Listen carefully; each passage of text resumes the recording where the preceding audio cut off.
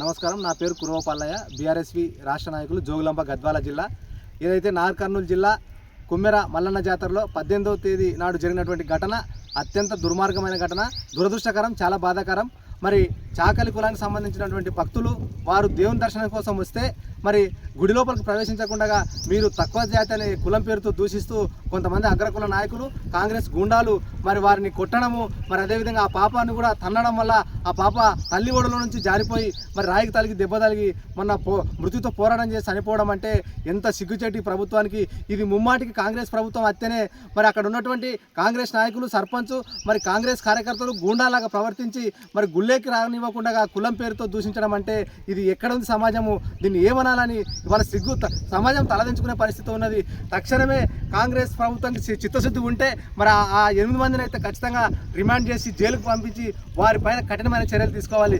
దీని పట్ల పోలీసులు కూడా నిక్కచ్చిగా వ్యవహరించి మరి నిగ్గు తెలిసి వాళ్ళపైన మర్డర్ అటెంప్ట్ కేసులు పెట్టి వాళ్ళని జైలుకు తరలించాల్సినటువంటి బాధ్యత ఉంది.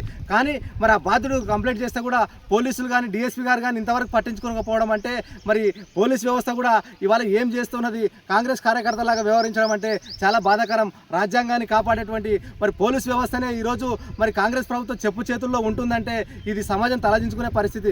కాబట్టి అందరికీ ఆపదొస్తే మరి ఇవాళ ఏదొచ్చినా కూడా ఫస్ట్ ఆశ్రయించేది పోలీస్ వ్యవస్థని. అటువంటి పోలీస్ వ్యవస్థని ఇవాళ మరి బాధ్యుల పట్ల మరి బాధ్యత వహించాల్సినటువంటి పరిస్థితి ఉంటే మరి దాన్ని పక్కకు తోసి ఇవాళ కాంగ్రెస్ నాయకులకు ఒత్తాసు పలకడం అంటే ఈ వ్యవస్థలో రక్షణ ఉందా? మరి ఇది ప్రజాపాలన లేకుంటే అరాచక పాలన, రాచరిక పాలన?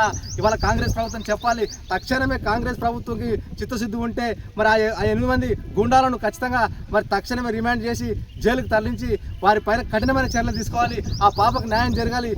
ఇటువంటి వ్యవస్థ, ఇటువంటి చర్య ఇంకోసారి భవిష్యత్తులో జరగాలంటే కూడా సిగ్గుపడాలి, భయపడే విధంగా కూడా చర్యలు ఉండాలని ఈ సందర్భంగా చేస్తున్నాం. అట్లనే ఆ పాపకి దాదాపు ప్రభుత్వం, ఇప్పుడున్న కాంగ్రెస్ ప్రభుత్వము 25 లక్షల ఎక్స్గ్రేషియా ఇవ్వాలని డిమాండ్ చేస్తున్నాం.